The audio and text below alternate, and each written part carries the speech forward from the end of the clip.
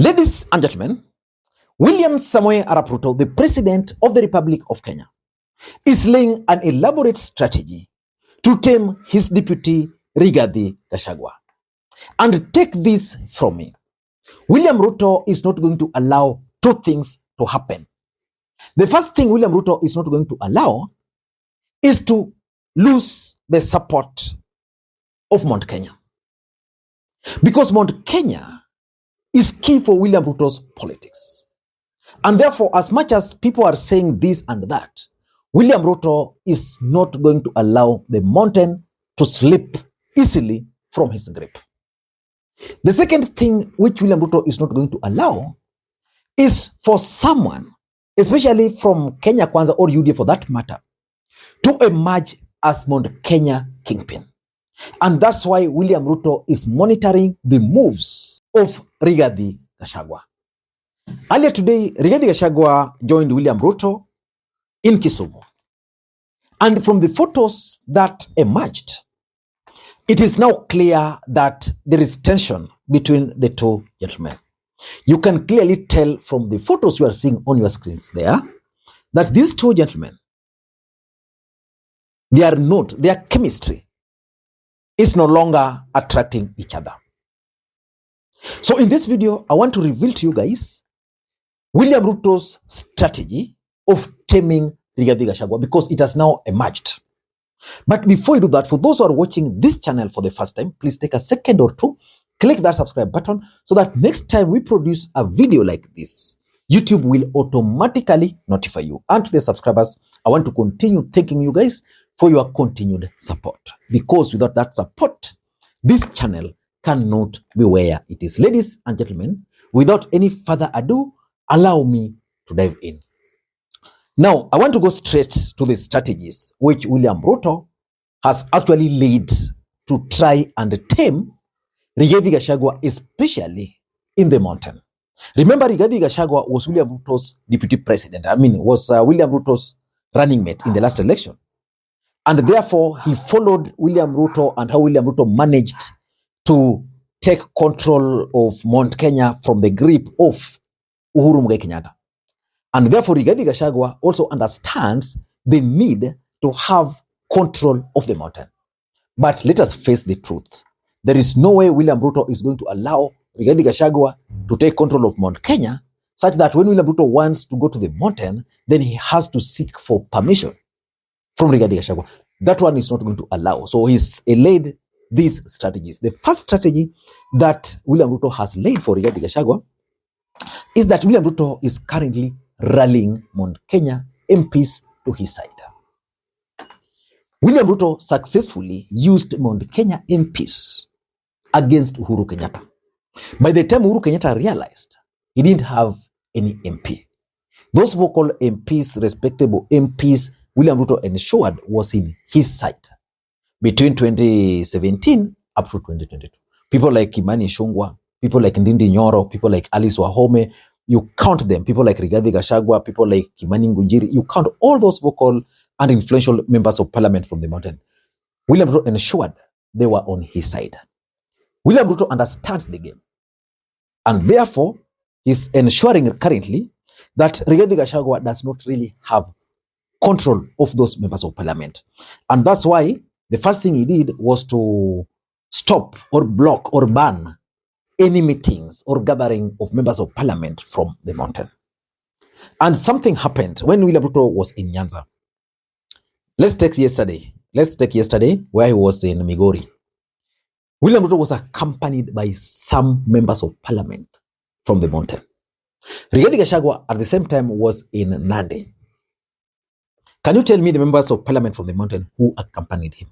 Because in Migori, at least there was the women rep for Nyeri, who was ideally supposed to accompany Rigathi Gachagua, was in Migori. There is the member of parliament for Othaya, was with Ruto. So we are talking of Nyeri, where Rigathi Gachagua comes from. Two members of parliament accompanied Ruto. Rigathi Gachagua was in Nandi like an orphan. So that is the first strategy that Ruto is using. And moving forward, you'll see Rigathi Gachagua moving across, but Mount Kenya members of parliament will shy away from joining him. And of course, the members of parliament who were there actually attacked Rigathi Gachagua. The second strategy which William Ruto is using now is to try and debunk the claim by Rigathi Gachagua that he is the one who delivered the mountain to Ruto. And I've always asked you this question here, that assuming Ruto had picked, let's say, Anne Waiguru, or let's say Kimani Ichung'wah, or even Ndindi Nyoro as the running mate, or even Kindiki, do you think he would not have received the kind of votes he received? The truth is, William Ruto would still have received those votes. And Rigathi Gachagua must understand that as much as he was William Ruto's running mate, he really never delivered the votes. His role was only simple: to attack the Kenyatta family. Simple. And to advance the narrative of how the Mau Mau thing, the land, how the state capture, that was his work.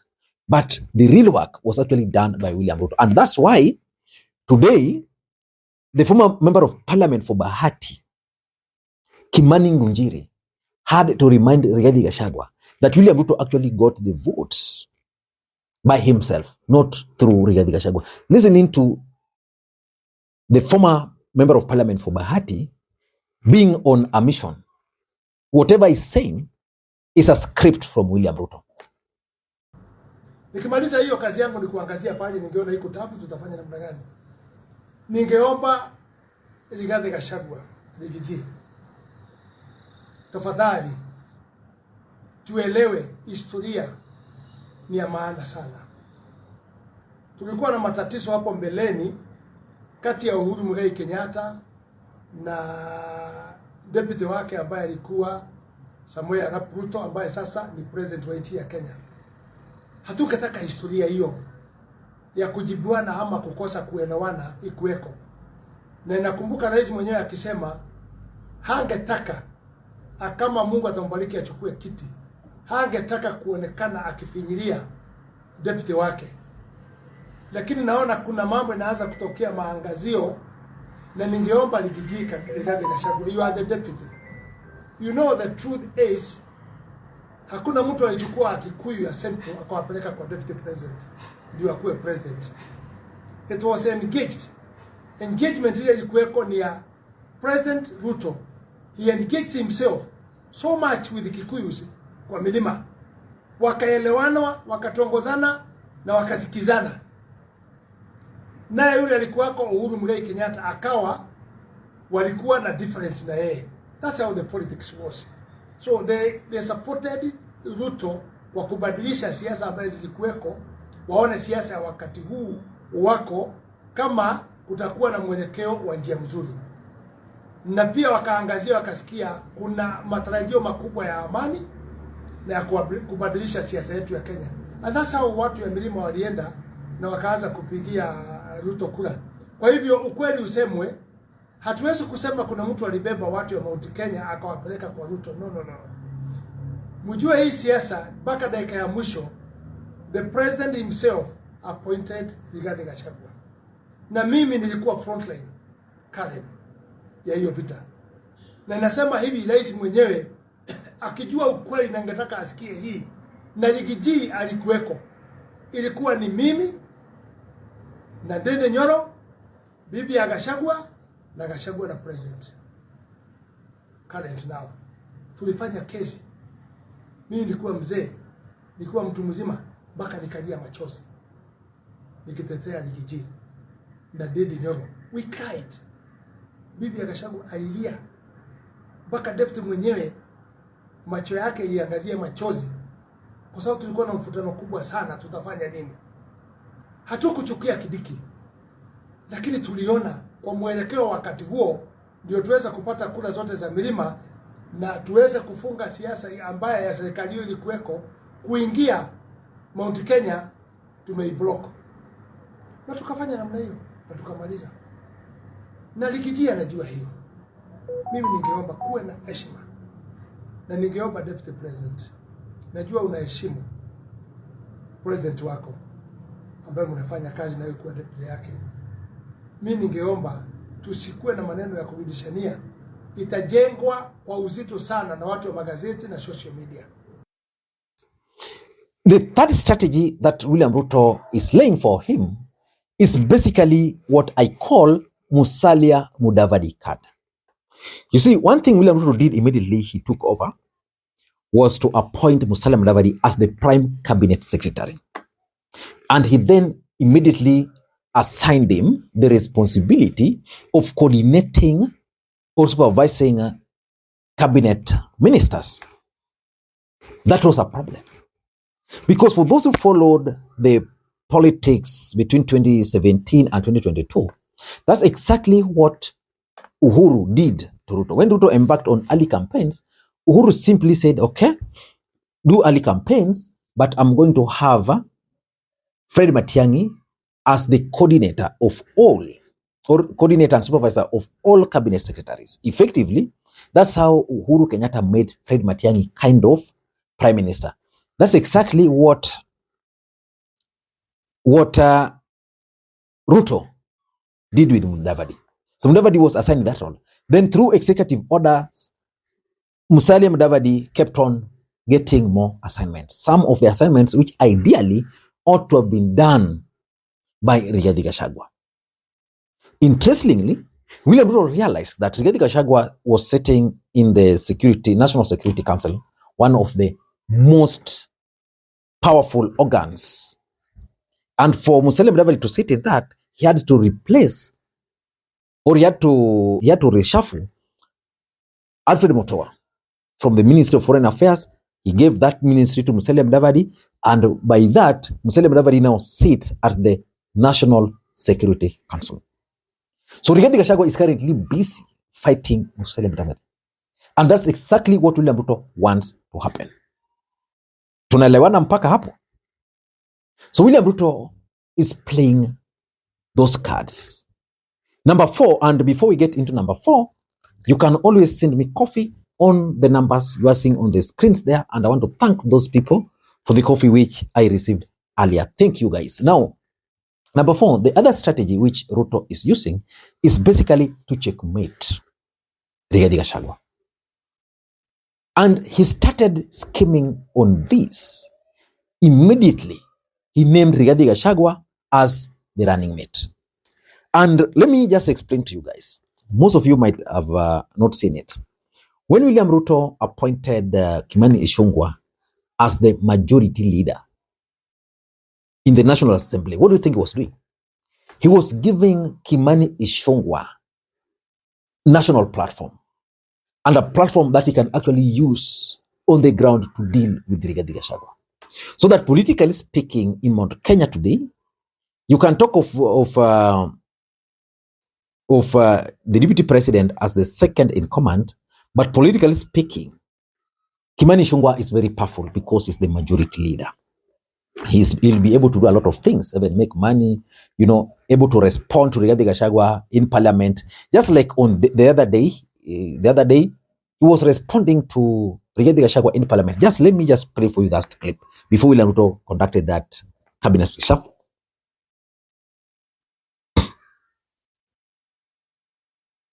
Then he decided also to have Kindiki as the Minister for Interior. Very powerful ministry. Sits with him right at the National Security Council. He then decided to have Moses Kuria also in that docket of trade, which was supposed to elevate Moses Kuria. But of course, of Moses Kuria's failure to maybe toe the line, he's been moved from that ministry. So William Ruto started laying these strategies to tame Rigathi Gachagua long time ago. And lastly, William Ruto is clearly the one who is trying to isolate Rigathi Gachagua. As we speak, Rigathi Gachagua in this country is isolated. That's why in Kisumu he was looking like isolated. That's why Rigathi Gachagua is confined to the mountain. And the fact that Rigathi Gachagua is now being made to appear as if is Mount Kenya leader, not the Kenyan leader, it means Kenyans will view him as someone without a future beyond the mountain. So he's been confined. Those are some of the realities that we are facing. I don't know what you think. Do you think William Ruto will succeed in taming Rigathi Gachagua? Let me know in the comment section. And in case you also watch this video up to this stage, ladies and gentlemen, just know from the bottom of my heart that I appreciate and I'm so grateful for taking your time up to this stage. Thank you so much. I really value it. And you can let me know that you reach this stage by saying Kenya Kwanza in trouble. Until next time, Makwiny.